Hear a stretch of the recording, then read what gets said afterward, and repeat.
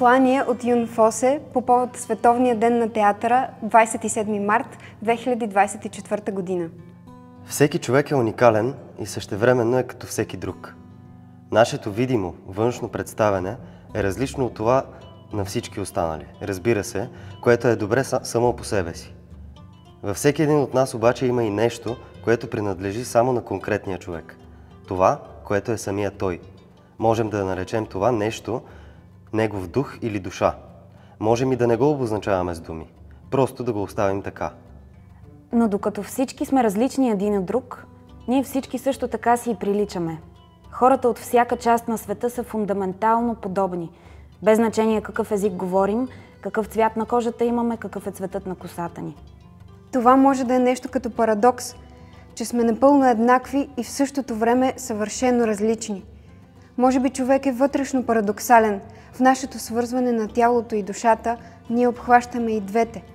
Най-земното, осезаемо съществуване и заедно с това нещо, което надхвърля този материал, което надхвърля земните граници. Изкуството.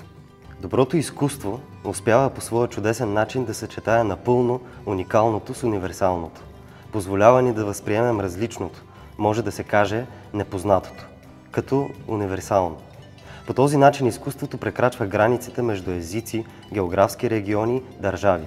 Обединява не само индивидуалните качества на всеки, но също така в друг смисъл – индивидуалните характеристики на всяка група хора, например на всяка нация.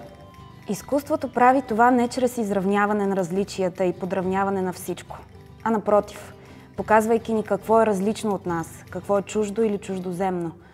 Всяко добро изкуство съдържа точно това – нещо непознато, нещо, което не можем да разберем напълно и все пак в същото време разбираме по някакъв начин. То съдържа мистерия, така да се каже. Нещо, което ни очарова и по този начин ни тласка отвъд нашите граници, така създавайки трансцендентността, която всяко изкуство трябва едновременно да съдържа в себе си и към която да ни води. Аз не познавам по-добър начин за обединяване на противоположностите. Това е точно обратният подход от този на насилствените конфликти, които виждаме твърде често в света, които се отдават на разрушителното изкушение да се унищожи всичко чуждо, всичко уникално и различно, често чрез използване на най-нечовешките изобретения, които технологията ни е предоставила.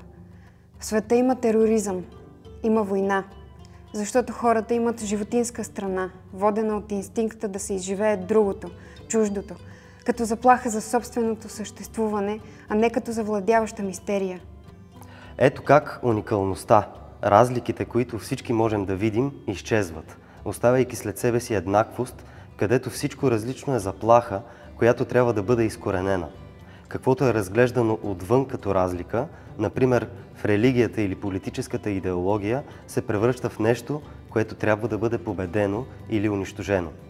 Войната е битката срещу това, което се крие дълбоко във всички нас – уникалността. И това също е битка срещу изкуството, срещу това, което се крие дълбоко във всяко изкуство.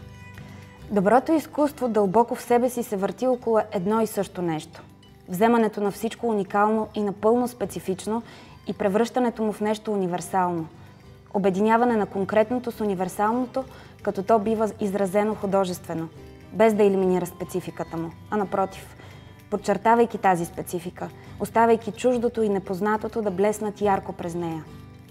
Войната и изкуството са противоположности. Точно както войната и мирът са противоположности. Толкова е просто. Изкуството е мир. Изкуството е мир. Изкуството е мир.